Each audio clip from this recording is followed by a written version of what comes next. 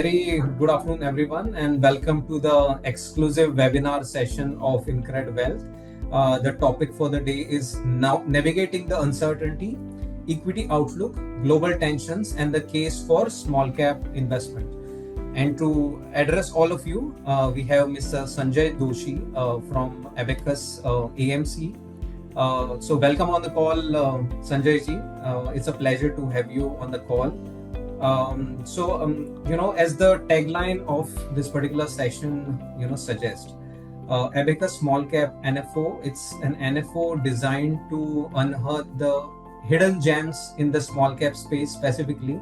And that's one of the specialities of Abakkus as an AMC, as you all know. Just to talk about Mr. Sanjay Doshi briefly, Sanjay Doshi, as you all know, has close to around 2 decades of experience in the wealth management industry, specifically in the equity research and fund management.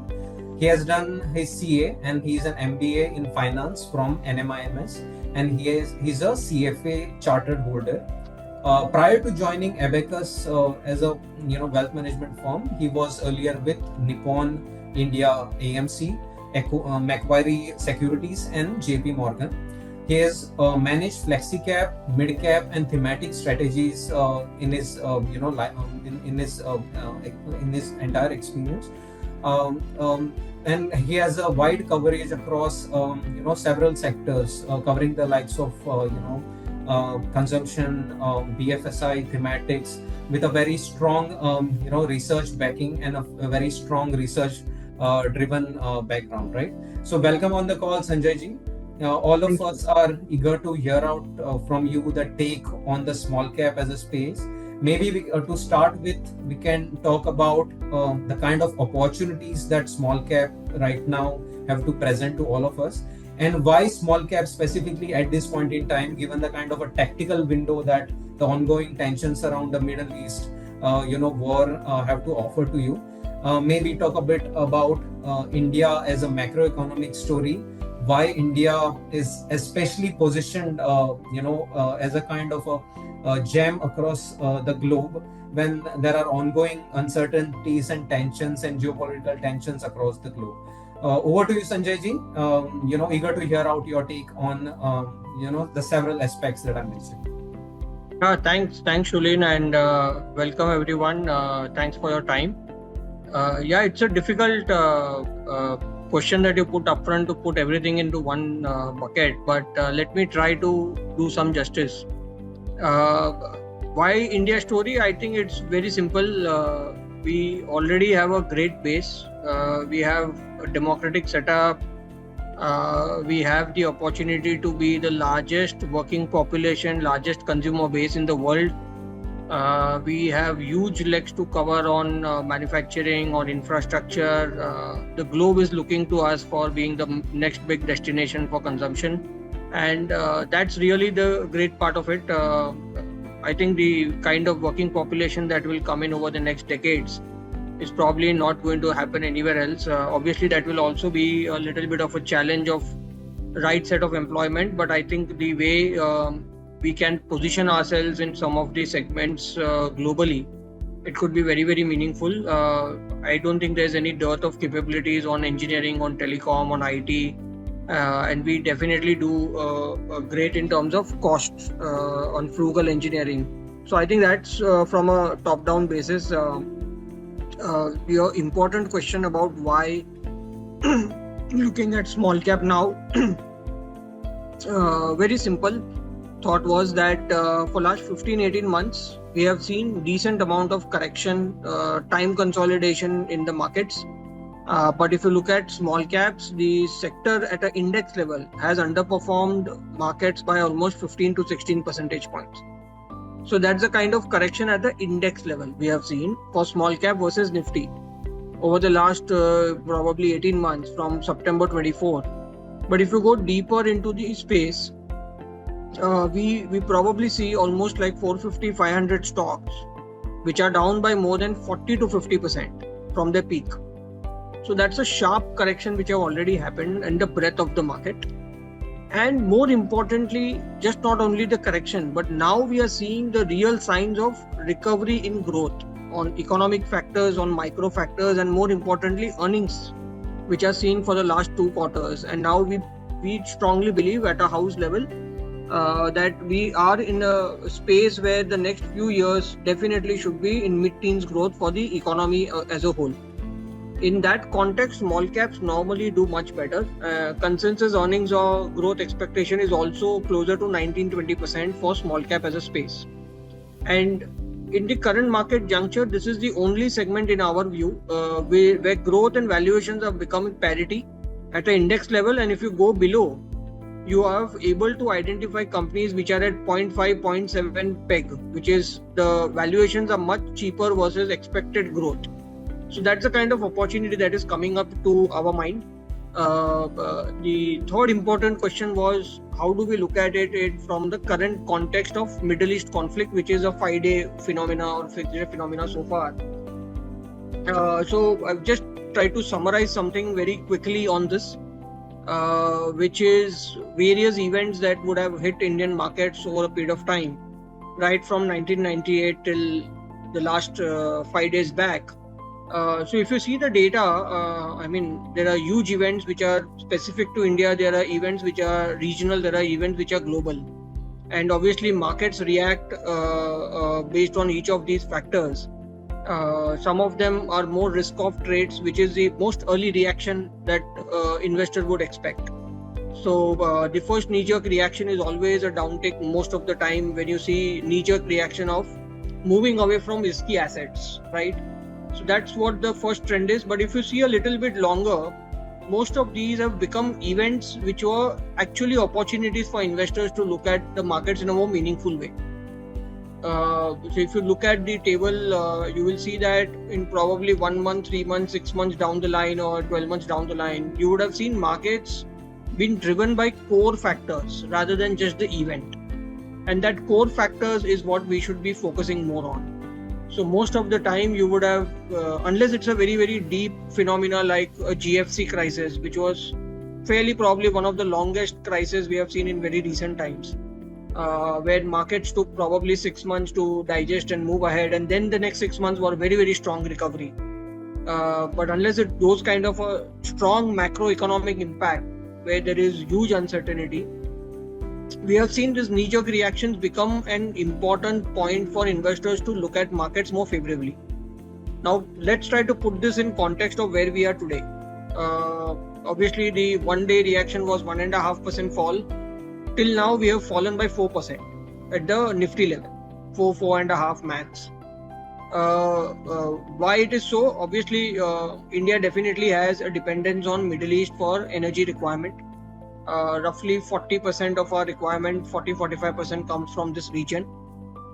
Therefore, there will be some impact. Yes, crude price going up by 15-17%, currency depreciating a bit, will be an impact.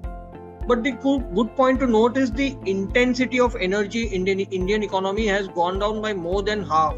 Probably it has gone down to 1/3 over the last 10 years.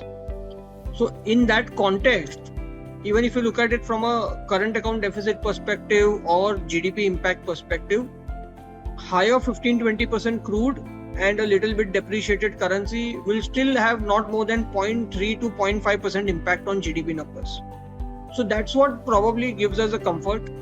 The second point importantly is, maybe to our mind, we don't think this is a very long drawn out issue. Yes, near term there will be volatility, there will be investor risk off. Crude has moved up by 15%, but then now it is stabilized to a level to an extent. To our mind, this conflict doesn't have the depth that we saw in Russia-Ukraine, because there Ukraine was supported by very strong partners. Here Iran doesn't seem to have that kind of capacity, and the other parties are fairly strong. To our mind, maybe in a couple of weeks you will have much more sanity, much more de-escalated environment. Hopefully by that time people will realize the crude factor is not that a big factor. In fact, today we had a leeway given by US that we can look at Russia imports. Government has made statements of 40-50 day of inventory being assessed on a daily basis, no real panic. So I think all these factors are more important rather than just looking at an event. And to our mind at Abakkus, we try to keep things simple, try to look at the cores. And as I tried to highlight, the GDP impact should not be more than 0.3, 0.5. Yes, there will be some segments, some sectors who are much more leveraged to gas supplies. There could be some impact on fertilizer, some impact on CGD companies. So we'll be mindful of that. But at the broader context, I don't think this derails the India story by any meaningful extent. So that's what my thought was on these two factors. Now, coming to the key part of why we are so positive on small cap as of current juncture, I'll try to put that into some context. I hope that will give some flavor. But before that, very quick thing on Flexi Cap that we launched, and we probably done one of the best NFOs in recent times. And why I'm trying to come that into context is because we at a house level want to have very clear thoughts about what we are bringing to the market, what we are bringing for the investor. And in Flexi Cap, our positioning was very clear that the market situation requires a product which is more inclined towards mid and small cap, because that's where the opportunity is more versus large cap. And most Flexi Cap, unfortunately, have become quasi large cap too. So in that context, our proposition was very different. Our portfolios are very different. You would have got the opportunity to look at it. It is very differentiated even from the alternates platform, much more diversified, much more in line with mutual fund product. So that's what we wanted to highlight before we go to small cap. I hope I've given some sense on the macro. I'll take some 10 minutes, 15 minutes on this part of small cap, and then hopefully we'll open it up for questions. I hope that works for us. Yeah, perfect. Yeah, so small cap has been always in investors' favor. I think probably the darling space. And if you look at the last decade or maybe 2 decades, Reliance small cap and others have much longer history. They have done phenomenally well versus broader markets in terms of long-term compounding. So very simply, some numbers are mind-boggling, around 22-23% compounding growth over a period of 2 decades or more. But why is it that possible? Very simple to our mind. 2-3 important factors. One, small caps give you an opportunity to look at emerging sectors, which normally has a very long runway of growth, and at the same time difficult to appreciate how to value those or how to analyze those. So that gives you one edge, right? Second, you can participate in company very early on in their journey, and you would see some of these scalable businesses grow much faster than the industry. And third, very undiscovered space. You get opportunity to look at companies which are not well covered, which are not well understood. So that's probably the market asymmetry which you can take advantage of, right? So that's what the glamour about small cap is. Potential for higher growth, potential for market discovery, potential for better returns. So that's simple. But there are definite inherent caution areas. Clearly, volatility is much higher in this space. The ups and downs are much higher. The drawdowns could be higher in corrections. And for that, to our mind, investors have to be mindful of how they invest in small cap. We would recommend investors to look at a longer term time horizon, at least 3-5 years, if not more. You should have a very disciplined form of investing in small cap. And third, I think it is better to leave it to expert here, because here the area that you have to kind of analyze is very, very large. You probably have to look at 800,000 companies. And then the hit rate or the success rate and the failure rates are very disproportionate in the space. So it is better if you rely on somebody who is doing this in day in and day out and the right resources. So that's what the characteristic of small cap are. If you look at last 6 years, small cap market cap have gone up by 5.3 times versus large cap at 2.5 and mid cap at 3.9. So that's the kind of market discovery in the space. Earnings growth is one part and market discovery is another. If you look at earnings growth and quality of small cap as a space, at a 1.9 times sales growth, 2.5 times profit growth, they've done exceedingly well over the last 6-7 years. More importantly, the debt to equity has come down at an index level from 1.46 to 1.83. So in a way, the health of these companies are going up or meaningfully improved. The cash flows have improved, and that's what probably gives us more comfort.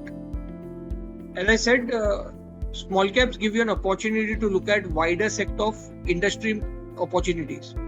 So if you would have wanted to look at more EMS companies, defense companies, probably now into data center, value chain, chemical companies, all of these you are more inclined to look at only small caps, because there are not enough mid cap and large caps that you can see in these areas.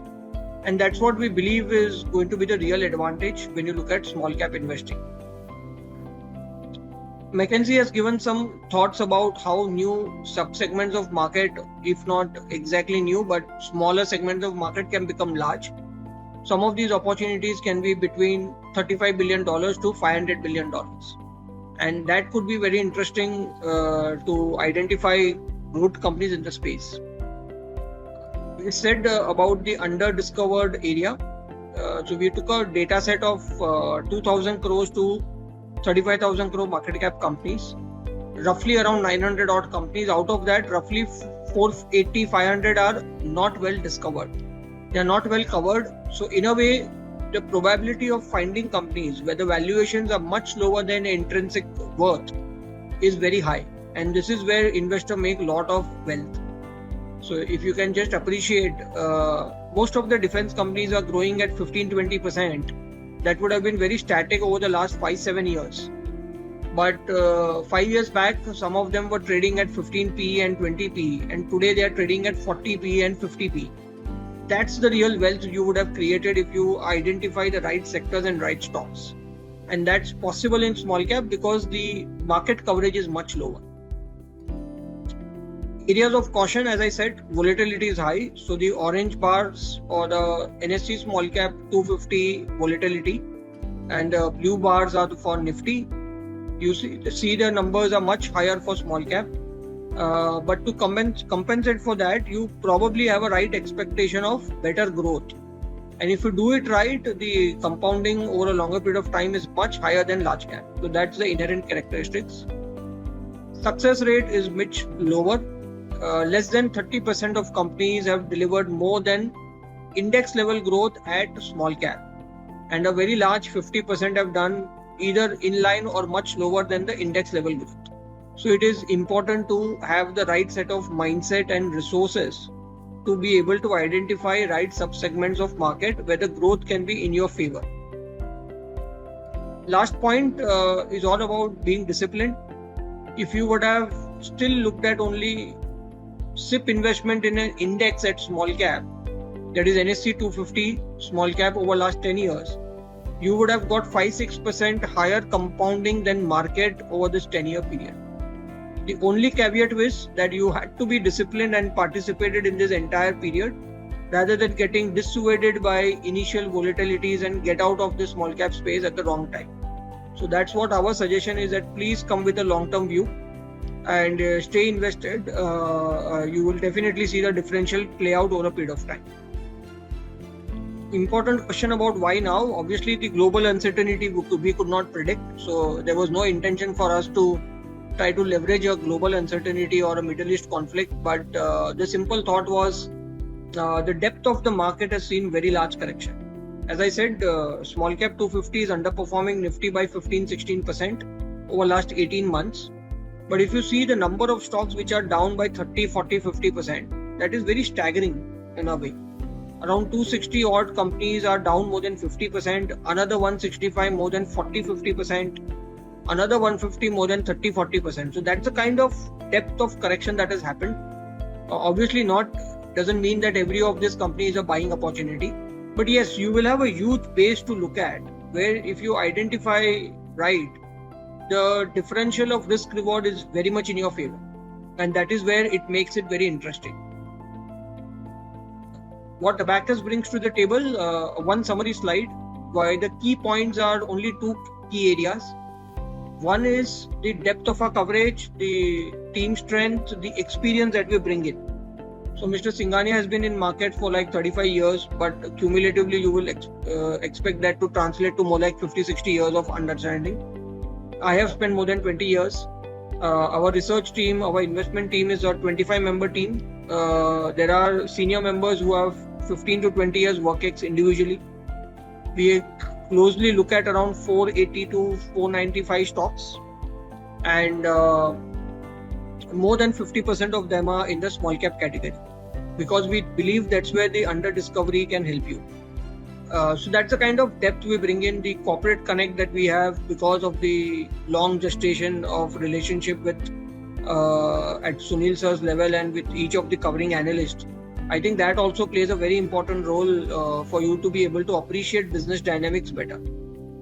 The second aspect is more about the way we invest. So key points are very clearly we position ourselves as alpha generators. So the entire intention of investing is to definitely do much better than markets. And for that, we try to identify areas which are undiscovered or try to be ahead of certain segments in cycles.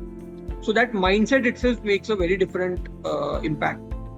If you look at us, we are very happy to be contrarians. We are very happy to be the first investor or probably among the few investors, because that's where you get the edge, and that mindset works. Similarly, we are not close to any particular style, or we don't want to look at cyclicals. In fact, we take pride in looking at business across cycles. Mid-cycle turnarounds can be a great opportunity to look at some good companies. So that's a combination of things. One is the mindset, the way we invest, and the capability on research and depth of research is probably what brings us in a better footing on a small cap space. Coming to how we want to see the small cap portfolio that we are proposing on a mutual fund side, obviously the number of stocks will be little higher. So we look forward to around a portfolio of 60-70 stocks. Again, not going to 150 and 200 and 250. But yes, a sizable proportion of assets can be managed with a 60-70 stock portfolio. It will be little higher than FlexiCap. Very clearly, FlexiCap, we proposed 40-50 stocks and we are at around 44. Because here the small cap weight will be anywhere between 65 to 80. While in FlexiCap, we kept that limit at 30-35. So there is a very different mix of portfolio. You will have high conviction ideas where the weights can be closer to 3% on an active basis. But equally important is our risk framework. So here we have kept an active limit of 3%. No single stock will be more than 3% on active weight. But for small cap, to manage concentration, liquidity and volatility in particular, we have kept a passive limit also. So if the idea does well and it becomes 5% and above in your portfolio, the fund manager will have to trim the position. The simple thought is, while it will increase the churn, but it will reduce personal biases, emotional attachment to stocks, and it will improve the liquidity and concentration risk. So that's one part. And second, fund manager will not be able to unlimitedly buy very, very small companies in the small cap space. So we want to keep a portfolio liquid. So therefore, there's an upper cap of what kind of cumulative exposure you can have to smaller market cap companies. That number is 30%. To my mind, the portfolio will add around 15-20% in a smaller companies bracket, but not more than that. So in a way, your portfolio should be 40-50% liquid with large caps and very liquid small caps. So that's the thought. So that's the risk framework. Some ideas of how we will invest, very difficult to say sector wise, but it is more thoughts around how to build a small cap portfolio on a bottom up basis. So we'll be focusing a lot more on high growth areas or sunrise sectors where the opportunity of growth is anywhere between 15 to 25%. And that's where we'll be one of the key focus areas. So obviously EMS has done well, OSAT is picking up, Semicon will come in the value chain. Defense has done well, aerospace, we are building up capabilities on a global extent. To our mind, as some of these industries develop, you will have huge opportunity in applied materials, chemicals, companies who do niche engineering work to provide you with the right environment of temperature control and dust-free, high purity water to support this kind of manufacturing. So that's one bucket. On consumption side, travel, leisure, CDMO, capital marketplace could be interesting opportunities. E-commerce is another consumption theme. So that's the kind of opportunity we are looking at in the first bucket of the portfolio.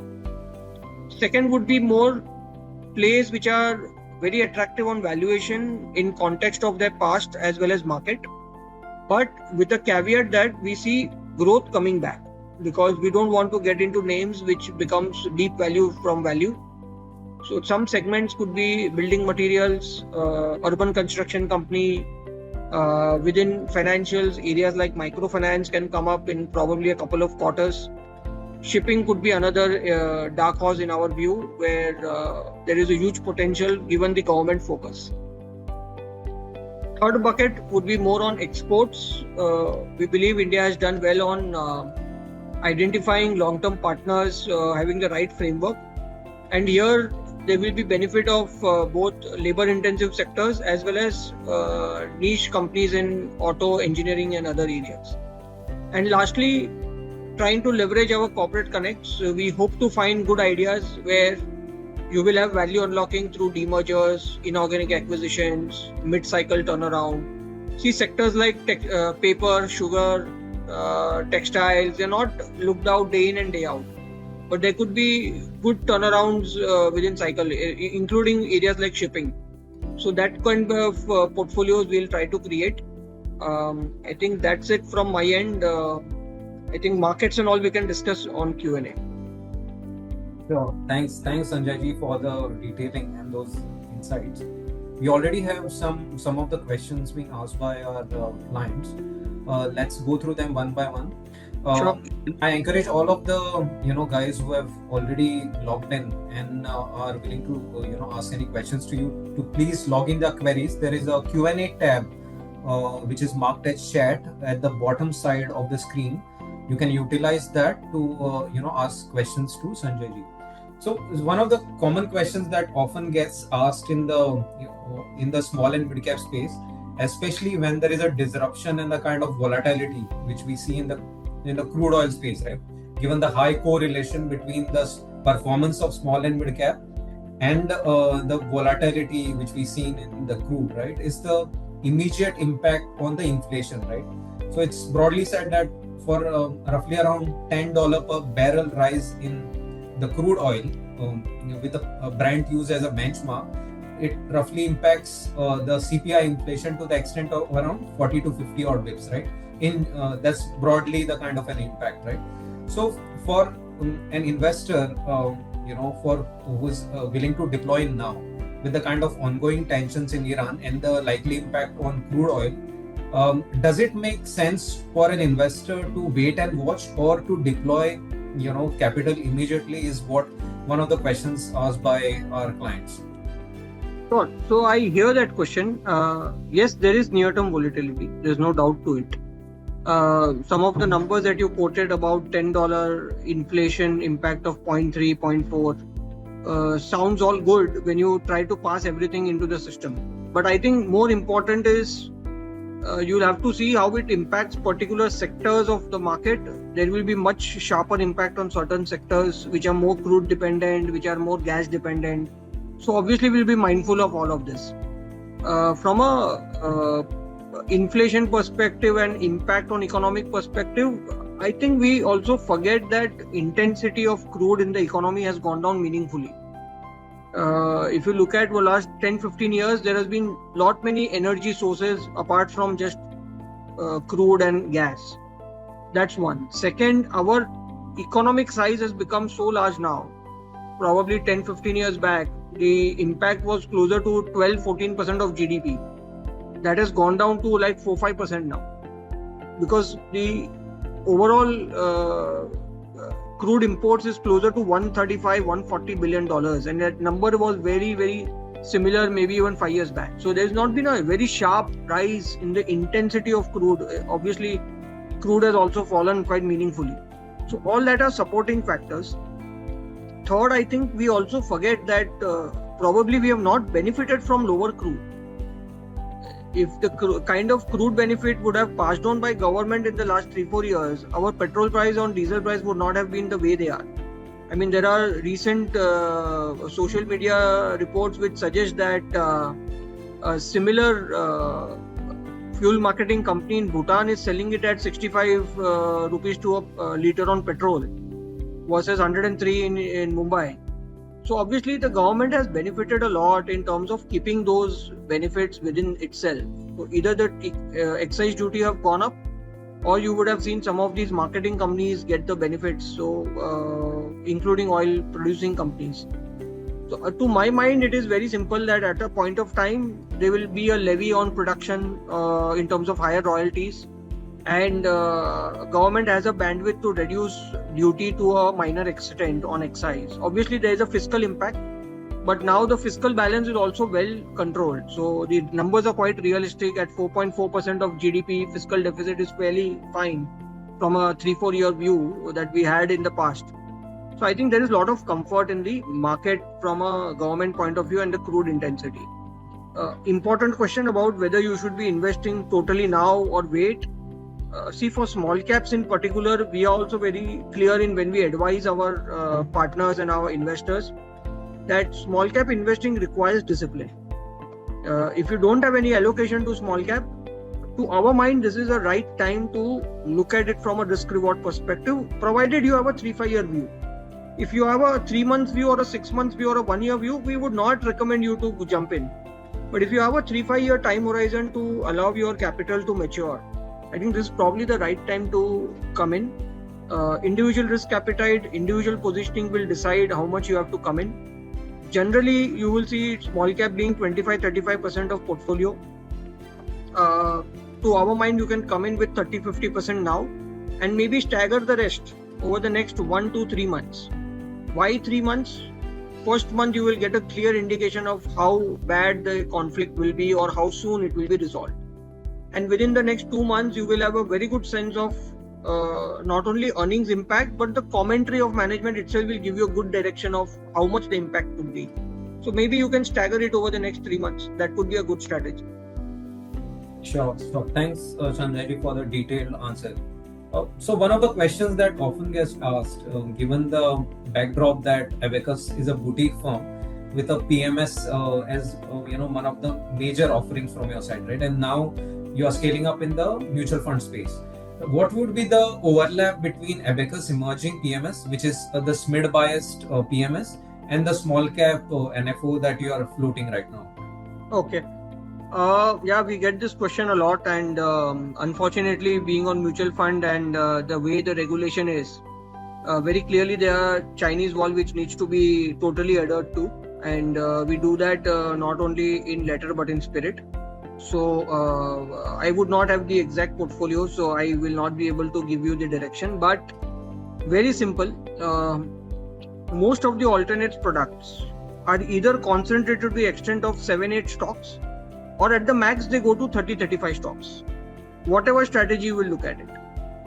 What I understand from the sales team is that overlap in other alternate product is also around 30% or lower. To mutual fund platform, we would start with 40-45 stocks and go all the way to 65 stocks. So there is probably an additional 30 stocks which are absent in a portfolio in an alternates platform. So that itself is a very big differentiator. Second, obviously we are very mindful of the ability of investor to take volatility in a mutual fund platform and how you cannot be disaligned to market for a long period of time. See, it's a daily NAV, daily marking, right? We don't want people to do that, but yeah, that is the nature of the game. While in alternates, you have people who come with a commitment of 3-5 years. So they are very aware that there could be a dislocation for 6 months or 9 months. Here, we don't have that luxury. So our concentration will be much lower, right? Even the conviction bets will not go to the extent of 8%, 9% one holding. We would be restricting it even from a risk management perspective to 3%, 5%. So that itself will be another differentiating factor. Putting all this together, I don't think the overlap should be more than 25%. But that's a guess that I'm giving you, just by the sake of numbers and how we work on. Sure. The next question that's been asked is regarding the speed of deployment, right? So typically for an NFO, you roughly take around a month or so for kind of deployment, right? So in this case, what's the strategy that you are adopting? So 2-3 factors. First and foremost, mutual fund regulation requires us to deploy within 30 days to meet the regulatory requirement. So obviously we will not take any leeway on that because that requires approval from your trustee board, from your committees and from regulator. So we don't want to be in a situation because we are very certain that why we bring the product in the market. So that will be the minimum requirement, which is 65%. That will be done in a month's time. But yes, if we get a decent AUM, to our mind, the small cap deployment will be a little bit more gradual than flexi cap. So flexi cap we were able to deploy in 1.5 months.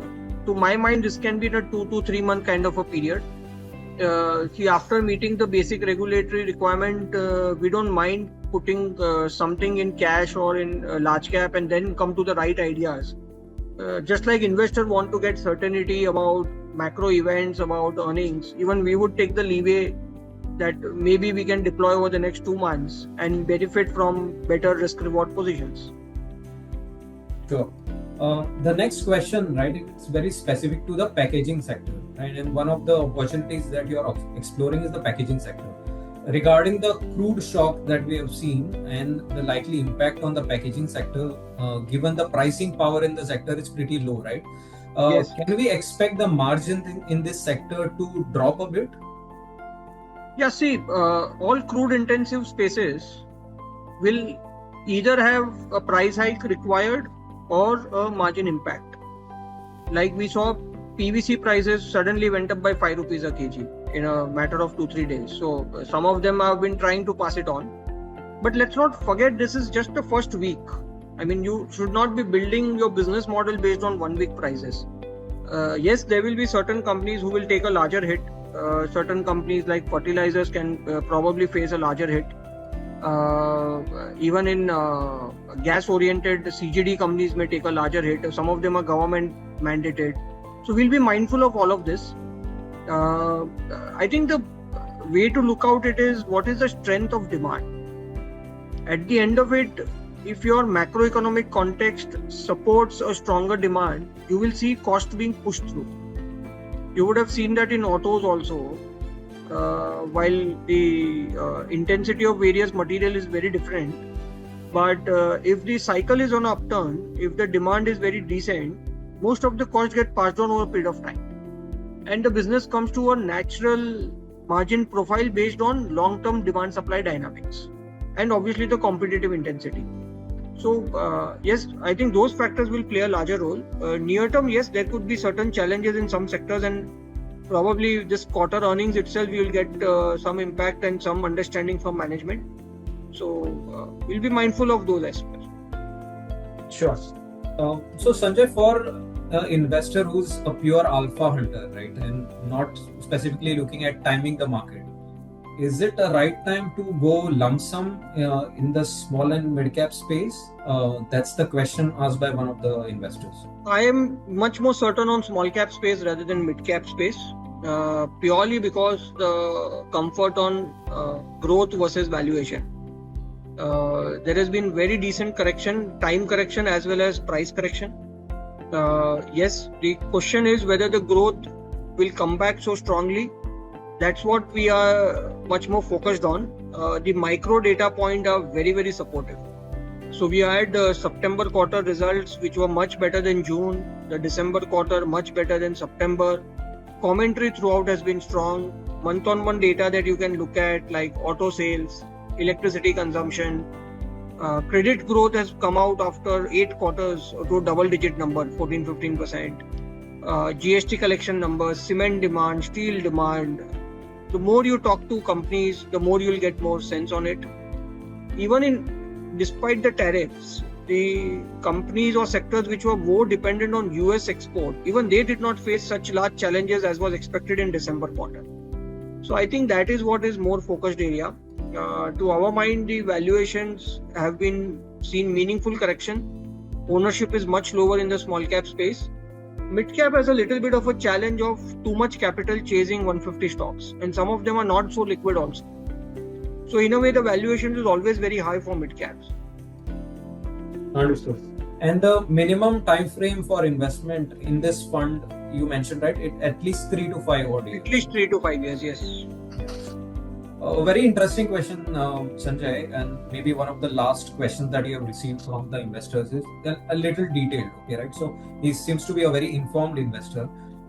If you look at the last 20 to 25 years of data, especially in the small and mid cap as a universe, right? the drawdowns tend to be very sharp. So at the peak of the crisis, if you take, let's say, global financial crisis as a benchmark, the drawdowns at that point were close to 50-60 odd %, right? If you look at the current time frame in the small cap space, the drawdown from the peak is roughly 15 to 20 odd %.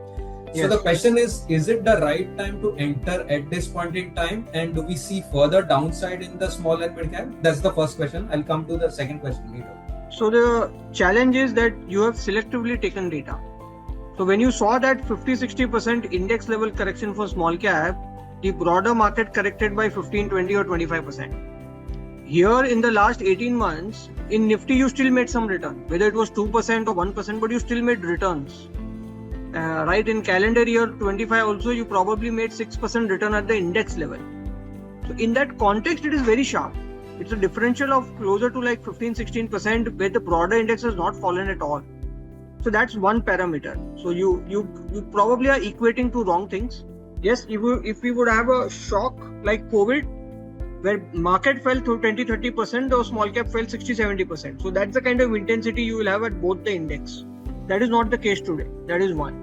Second, if you go beyond the index, the kind of correction that has been there in some of the small cap is fairly large. Yes, some of those valuations were crazy at around 100 times multiple. So they would have come back to normalcy with a 30-40% correction, but you have enough number of stocks with a 50-60% correction. So in a way, to our mind, putting those in context of where the macroeconomic growth is and how the sector companies have shown growth, it is fairly large correction into our mind. The other factor is, one is broader market growth and smaller companies fall. But the other important factor is, where do we stand on growth also? Indian economy is at 7-8% growth. We are not in the bracket of 5-6% growth with a 6% inflation. So there's very different dynamics which governs market fall and growth. Understood. The second part of the question is related to AI-led disruption, right? So if you look at the India's GDP as a whole, the composition, coming from the service sector, the share is pretty large. Right? And given the kind of AI-led disruption that we are seeing, there is threat of job losses in that space. Yes.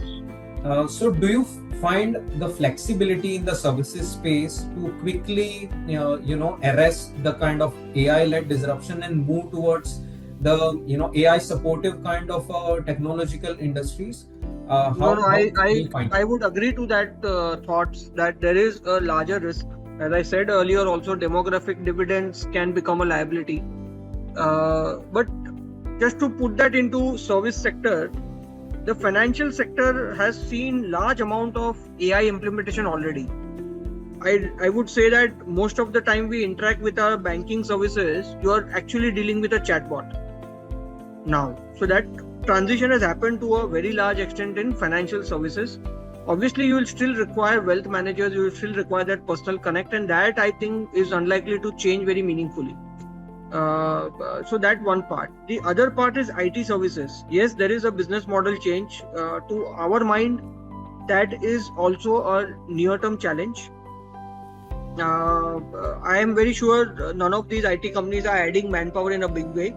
In a way, they are giving you an indication that utilization levels are falling or the intensity is going to go down. So that is one challenge. But to counter that, I think what we require is not only to replace those people, but whoever is coming into the workforce, you would probably require a mid-level manufacturing to grow very meaningfully in India. See, we are just around 13-14% GDP in terms of manufacturing, which is much lower than what we should be at a size that we are. In global context, we don't do more than 3-4% of global goods as an opportunity on exports. While on services, our count is much higher. So if you see the last 2-3 years, huge emphasis on getting manufacturing in place. You saw success in PLI for mobiles. Now you have capital subsidies on semicon. You have regulation on defense, on renewables.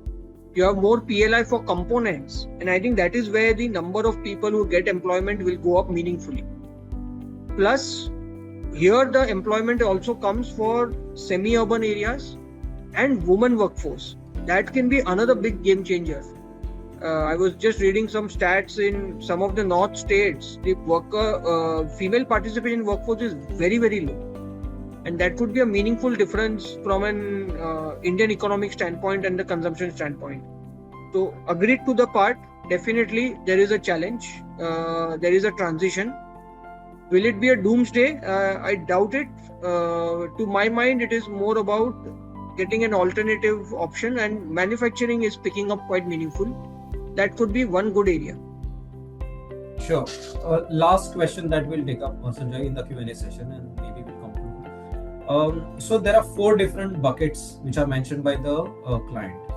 Sectors which are affected by the tariffs, sectors which are affected by the Iran war, those who are having the AI threat, and the 4th bucket is the consumption stocks which are relatively expensive, right? Which out of these 4 are you looking to invest in now, or maybe it's a combination of all the 4? Definitely not much on the IT threat. We are not very aggressive on IT services. AI is one which we probably will try to look at companies who can provide an application layer. We have seen the AI summit, a few companies, very few, like Sarvam, they have done extraordinarily well on their LLM models for India. The accuracy is by far very, very high. But there are very few companies which you can look at investment. So even if we have to look at Gen AI related, it is more on data center, it is more on companies who can do some data analytics and provide a application layer on the LLM. So definitely that's not the bucket that we are very gung-ho on. So we are not looking at IT services rebounding very sharply. The second bucket of Middle East impact, it is better to avoid them for a quarter. The crude intensity sectors, there will be some impact. We'll have to wait and watch on that. The other 2 buckets could be very, very interesting. Definitely tariffs impacted sectors will see a very large rebound. And sorry, I missed the 4th one. The ones which are impacted by Iran war. Consumption and Iran war. Consumption one and tariffs will be the most interesting to my mind. Iran war, very near-term impact. So maybe in a couple of months, you can probably assess them and try to evaluate. Obviously, the certainty should be that there's a de-escalation and crude is at a level which is going to be there. See, another factor we need to take into account is crude consumption globally is not going to go up meaningfully because there's so many alternative uses which have come up. Like biggest use of crude is on mobility, and huge amount of progress has happened on alternates on mobility. Similarly for power, huge opportunity on renewables, nuclear coming back in a meaningful way globally, data center kind of opportunity, people are looking at small module reactors. So all these are very alternative to crude itself. So we don't think fundamentally crude deserves to be going up. Understood. Thanks a lot, Sanjay ji. Sure. Those were the questions in the Q&A session. Many thanks for the detailing, the insights, the slides that you put out. They are very informative, and you know the kind of lucid data. I think there are a lot of takeaways from the session. So looking forward to the active participation from all the investors in this NFO. Let's see a decent mobilization in the NFO space. Looking forward to your interactions and participation in our forthcoming webinar series as well. Next week we have one more webinar planned up for the BNP Paribas CIO session. Mr. Sanjay Chawla would be addressing the session, so looking forward to your participation in that space as well. Team, this concludes the call. Thank you everyone for attending call. Thank you, Sanjay ji, for the details and the lucid insights. Thank you, and I think we all will be happy watching the final. So yesterday we had some lower intensity on media because India won. So we will have some better times on the Monday itself. Thanks. Sure.